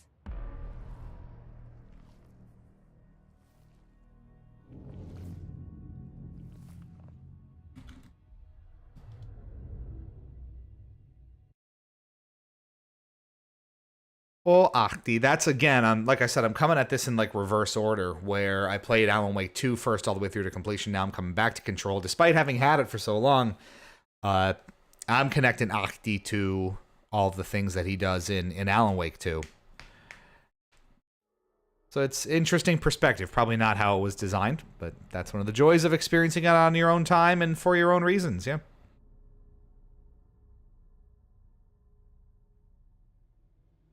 The maintenance sector is the janitor domain. If I can find Ati here, he can help me reach the override. I'm sure he Maybe it can. was you who got me I don't into even this remember locked this room. much, so I really might not have dug through this game much at all. This is pretty crazy. Felt like he made the elevator appear that took me to Trench's office. He is a mystical one, isn't he? So we don't have clearance level 2 yet. So that's out of the question. The directorial override is right there, in the control room. How do we get there? Oh, we see it the whole time we're going through this section. Aren't you clever? So what do we think of that, chat? Not all breaks would obviously be, 10 minutes long. Oh. But do we like that idea of having the podcast kind of lead us in and out of breaks? It's like a touch more work, all things considered, because I have to, get a clip ready to go and then sync all of it up on OBS and whatever. I think it's better than maybe just that, loop endlessly. And you balance it out here and there, because not every week will have a fresh podcast episode, so I'm not going to just, again, play the same snippets over and over every week. If they're ideally like 3 to 6 minute excerpts, understandably, I know I did see some people duck out because I was off. That took almost the full 10 minutes that I had allotted for it. So I do understand that. But if they are shorter, like 3 to 6 minute intervals, hopefully there's some value that people feel in that. And also a way to kind of drive in, interest and awareness of the podcast, because someone could randomly be watching the stream and have no idea that we do that. Get a feel for kind of how it works. I just love launching things. You can just launch stuff forever.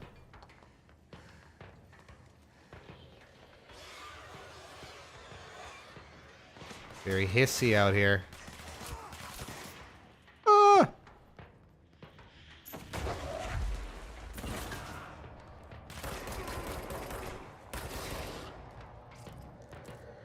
Can you upgrade the gun's power itself? Boom. I don't even need to. Yeah, those bits restore health as well. There are dedicated med packs too, right? I thought I saw them as we went. But that keeps you pretty well healed up, I think. What's down that way? I don't know, Jesse. You're so familiar with this place, you tell me. That's comforting. I love that. Love that for us. Astral plane again, maybe. Investigate the strange light in the break room. Well, I kind of did. Nauseous. Oh, that is a little trippy. I didn't see the walls doing their wall thing. Hi, walls. Don't make me vom. An object of power. How do you think it got down here? She has great stamina. She can just run around, A careless climb up horse. like this. Why is kid stuff always so creepy? That is a good question. What are you doing?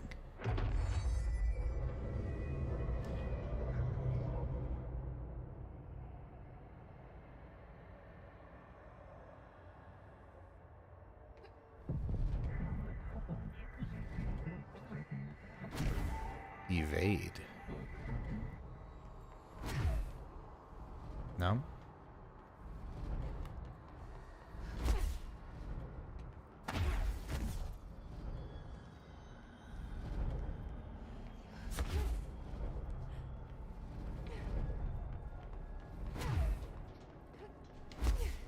There we go.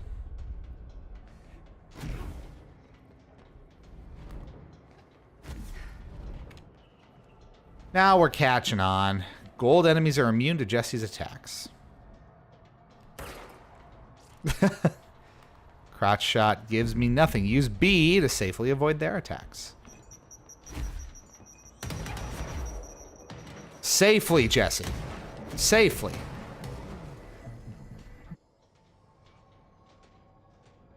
Let's see the hiss keep up with me now. We go fast. Yeah, I didn't even have evade, so that's as far as we've gotten here.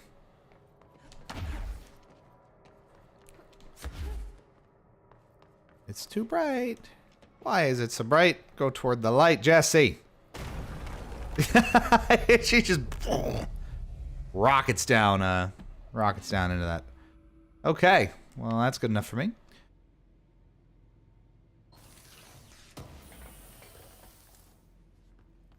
Love that for us.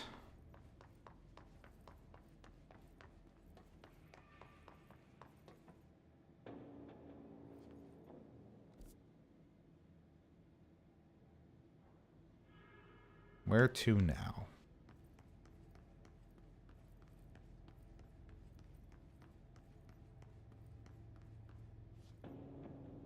We were just there. There's more to explore, I'm sure. That looks promising. And it is.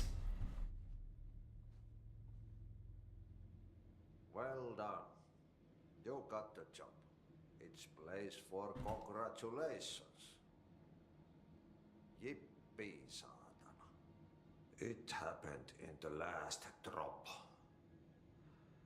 I truly need an assistant. Funny thing is, I've been a janitor. I'm more at home in that role than as the director. Only Ati here seems to see that. Yeah, hi, Ati. Look, we need to get the lockdown lifted, otherwise I can't get to the other sectors. Can you help me get to the override? Yes, yes. Easy peasy. It's just around the corner. But first, we need to get you working. Very small, couple of hours job. Something tells me it's gonna be more than that. Sus. Yaha. You think there's a dog buried in this? I can tell you are not yesterday's Krause's son. That's why you'll make a great assistant. Very well.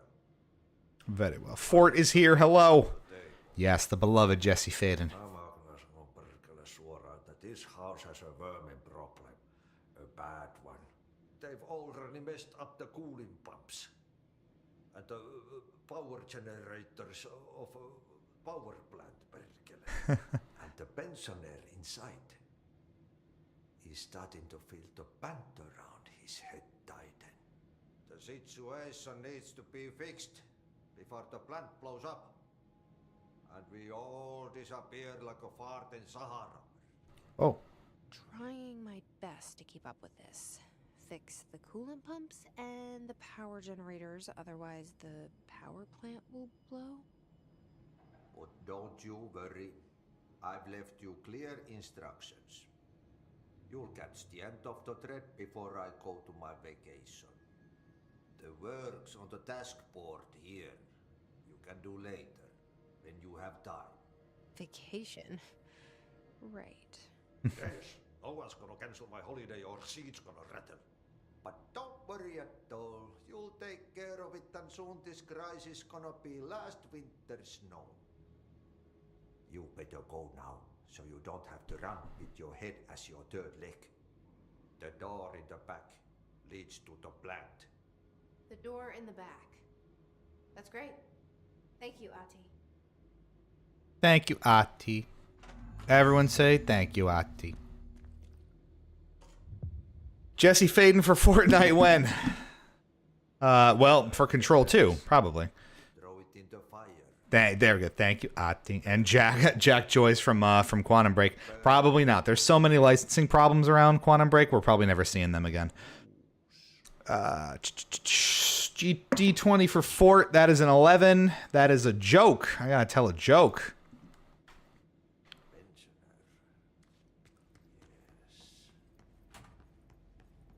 I mostly just pull out the Bo Burnhams for that. It was like my girlfriend was ugly, like a shrunken baboon. So one day she slept in a curtain cocoon, and then after a week when she finally emerged, she smelled like wet garbage. What a psycho. Something like that.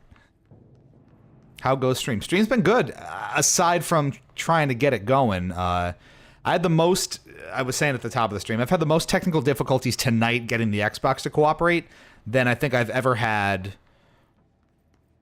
at any point of ownership with this hardware. It has been just an increasing number of issues with the Series X, unfortunately. Doesn't give you a lot of confidence in Xbox's long-term kind of platform development, does it? But to give you some context, I had to re-download Control because I reformatted some hard drives recently where I had some games stored. And could not get... Well, first of all, cascading issues. So with the... anytime I use external storage on the Series X, like an external hard drive, whenever I change power sources, like I unplug it and bring it into another room, it kind of bricks launching games. So it'll go into the menu and whatever, but I cannot launch a game, whether or not if like the external hard drive gets plugged in, until I reboot the entire console the hard way. Again, like it'll get locked into some loop on shutdown. So I'll go to turn the console off and it'll just flash that, flash the Xbox logo until I unplug it from the wall. And I've done this with many different hard drives over the years. And this has been a persistent problem, which is super frustrating. Was I already here? Something like it. So that's number one. Number two, user error. I'm going to fight you. Yeah, it was. Oh, I can just go behind him. This makes more sense. Okay, so what happens again if that thing blows up? Explosion. Too much. Director's duties. Bringing it with me. You don't use memory cards that are compatible. That removes the issue since it's not powered externally. I do have one of the memory extension cards, like the specific expansion cards that they make for the Series X. I think I have like a 512 gig one or whatever, just to offload a few games. just because the built-in storage just isn't enough for a lot of the titles that I have. But even that is not enough. So there's a lot of other games that don't require the SSD storage, because there's a lot you can't install on a mechanical hard drive, because like a USB 3 hard drive, because it's just not fast enough for what the games demand. So I do need that external storage around to keep some of those non-Series X optimized games installed. Oh my. Well, we're right up in here. Okay. Hi, person. Hey, are you new? Then go talk with Chief Arish in the security booth. He's in charge here. Okay.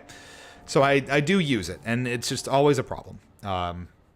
So aside from that, I went to install Control, and because I didn't have it installed, and for whatever reason, it installed properly, but it wouldn't actually load in. So I would go launch the game, I would get into like new, continue, you know, scene select, whatever, and it would never actually load a level. None of them would load. So I had to uninstall the entire game, reinstall it, made sure I installed it on the expansion card or on the the internal SSD. Then it worked fine. Sure. But that was a pain in the ass, and that took another 20-25 minutes to fully install. And then, while I was testing it, my normal controller, so I had to go to my backup, it's the Halo 5 Guardians controller that I had way back in the Xbox One. When that launched, it's not here anymore, but my camo controller, my new one, would occasionally cut out, so I would have like a headphone, something plugged in the headphone jack or whatever, be talking to people on Fortnite or on stream, and it would just freak out for a little bit. My character would go a little awry, and then it would disconnect. So I would have to manually reconnect the controller, usually through a USB connection, because Bluetooth would stop working. Now it has entirely stopped. I don't know what the problem is. I don't know what the hell happened, but whether it's wired connection without batteries or whether it's via Bluetooth or wireless, it will turn the console on, but it will not respond to any button presses. A doesn't work, start doesn't work, nothing works. This was it took me a full hour. I was almost ready to go at 9 o'clock Eastern time. And all of these issues, I had to download Control twice. I had to debug my controller. I had all this shit come up. It took pretty much a full hour to resolve. And I was very, very upset about it. But I was quiet upset. And then I got over it. It was a whole bunch of issues. And it was bull. We're on the same side. We do an FBC Firebreak stream when it releases. 110% yes. I'm hyped for it. I want to learn more about it. I know there were some streams and info drops about it lately. I wanna dip into it. It's a pleasure, ma'am. Let's skip the formalities, please. Right. Faden, ma'am. Look, as you can probably tell, it's a bit of a shit show down here. We've been holding our ground, but whatever's gotten into our buddies has them wrecking the coolant pumps and the power converters. The NSC keeps overheating, and my crews keep getting shot before they have a chance to make any repairs. NSC? Oh, sorry. Bureau jargon. It's what we call the power plant. You know, the big rumbling metal thing. Salvador, head of security, asked me to protect it in case of an attack. See, what's inside is dangerous. Dr. Darling seemed to know it would be a target. Darling? He's here? No, he came down a few days ago, before everything went to hell. He was out of it. Smelled like a bar mat. He was ranting about vulnerabilities and how he only had one large-scale HRA, but that he needed it somewhere else. Still, at least he gave us these personal HRAs before he left. Hey, did I mention that he was tearing his clothes off? Crazy dude. Darling knew the hiss was coming. Listen, I love playing 20 questions as much as the next guy, but we have got to get the water and electrical systems repaired before this baby blows. I'll have my guys unlock the doors out of here for you. I'll take care of it. You stay and keep the hiss away from the plant if you can. The hiss? That's what we're calling him? Oh, that's catchy. Listen, the radios aren't working, so if you find my boss Salvador out there, could you please ask him what the plan is? I'm sure he will have one by now. I'll keep an eye out for him. He sure has a lot of faith in his boss. Don't we all? Fix the coolant pumps and the energy converters. What's your read on all this? I don't have a read on anything. Just got done watching 12 Angry Men, and I came to see another Angry Man. Good timing. Like the old one from the 50s or 60s, 12 Angry Men. That is a great choice. We got Xerox with a d20. Let's do that right here. It is such a classic. My God. All right. Quick d20 to roll. Boom. Bam. I missed the dice tray entirely. That's a new one. That's a 15. Accent time. Quickly, Xerox, because we are winding down here tonight, unfortunately. Didn't have a ton of availability here, so we're just going to download Pluto TV to watch it, and apparently, yeah, a lot of those sort of extra or free channels or services have a surprising amount of cool content on offer. Some of it is admittedly kind of legacy content in that regard. It's not going to be brand new stuff, but it's still so good. Aussie? An Aussie? Nar. Nah, mate, can't be talking like that. Man, the top of my head would blow off. I basically just think Steve Irwin whenever I have to do an Australian accent, so I just start with like, "Crikey, mate," and then you start thinking he did an interview where he was talking about, "Do you ever have coffee?" And he goes, "Nah, mate, top of my head would blow off. I had it once in my life." So I just sort of repeat a few lines or a few words of his. They're close. I know Aussie to London. They're in my mind at least to a non-native speaker in either accent. Well, obviously a native English speaker, but not a natively accented one. They're close, and there are similarities. International fans in outrage. I heard Scottish. You know what's really funny? I was watching an interview with Peter Stormare, the character actor, and he plays a lot of foreign folks in movies, like Eastern European guys and Russian guys and whatever. And he was joking in the interview, I think it was with James Corden, where they were like, can you play a Serbian guy? And he goes, yup. And so James Corden's like, yeah, but do you really know all these languages and all these accents? He goes, no, they don't know. They don't know Serbians from Slovakian. And it's kind of funny to keep that in mind, where you try to mimic some of these accents and you don't really understand the differences or some of the finer points about it. And sometimes you don't have to, even in that line of work, if they're just looking for something vaguely from that region or vaguely sounding like whatever, which I always found interesting. God, Stormare was great in Constantine, stole the entire movie in a 7-minute scene. I 100% agree with you there. And he is just so reliably great in everything that he does. He's in, I think, he's in Command and Conquer Red Alert 3, which for some reason had like the most god-tier cast imaginable. It had like Tim Curry, Peter Stormare, Jonathan Pryce, all these George Takei, ridiculously talented actors. J.K. Simmons, I think, is in it. Like, for God's sake, it was wild. And so anything Peter Stormare does, I'm automatically interested in. But he was also in... Yeah, the game. Yeah, Command and Conquer Red Alert 3. That would be a fun one to play, just because it's so detached. And, like, I'm not real big on RTSs like that, but the plot is just so insane, and everyone is chewing the scenery so hard. It's the cheesiest thing in the world, and I kind of love it.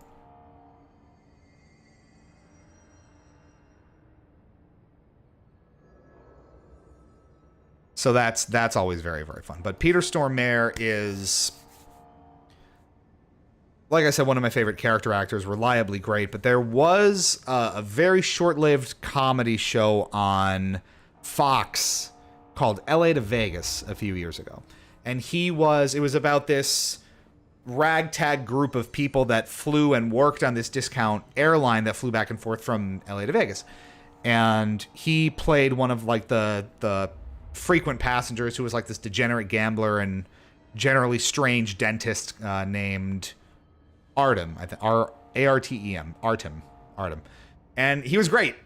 Maybe the material wasn't always top shelf, but he was dynamite every episode, and I loved seeing what he did. That had a great cast too. Look it up if you need some like obscure, reasonably new comedy to sink your teeth into. That's not great, but it's not bad.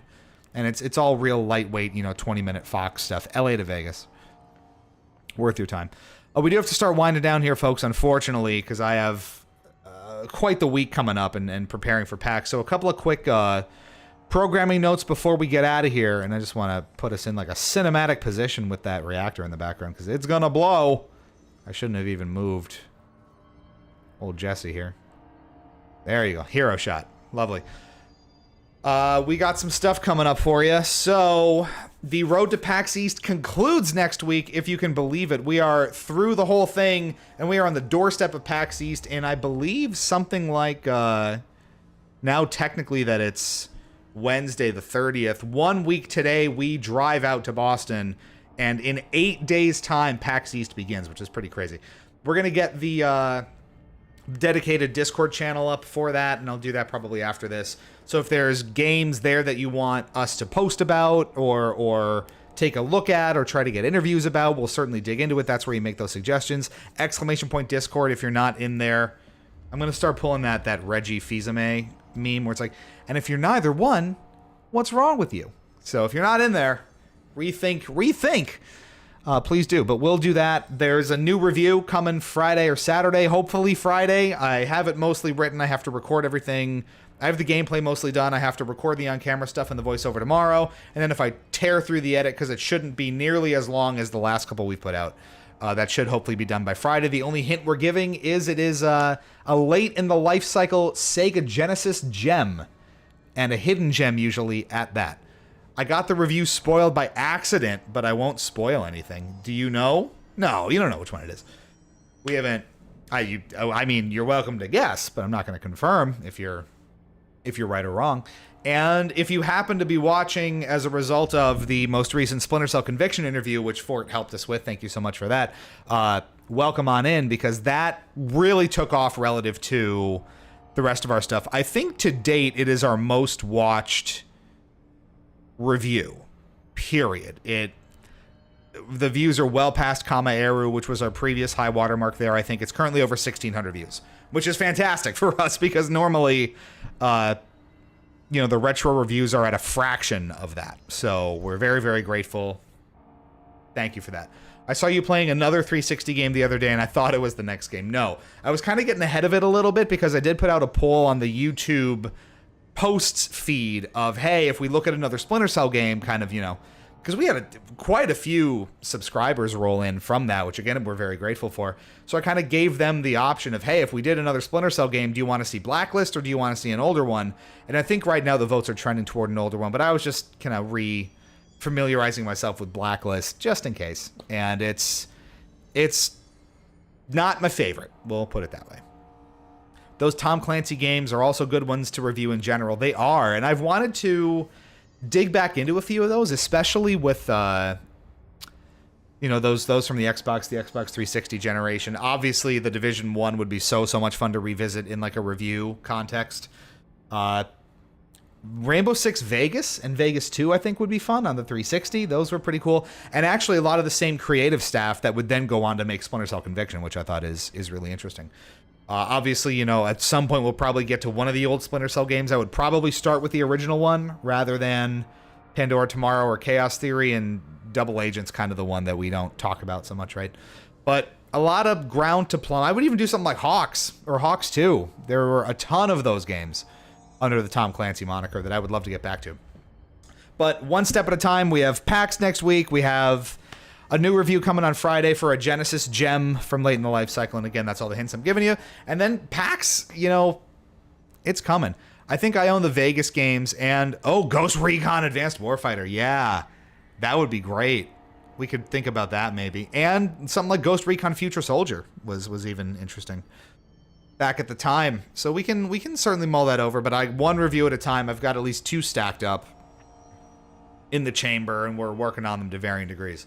So there's that. We have one more stop on the road to PAX East next Tuesday before the festivities kick off proper. And to hint at what that is, that's going to be a very new game that we've just experienced in the past couple of years that has again been very impactful for our channel and specifically for Hypocritic at PAX East shows specifically. So I'm sure you can sniff that out if you go on the YouTube channel and look around. But we will not formally spoil it. So you're just going to have to tune in to see what the final stop on the road to PAX East is.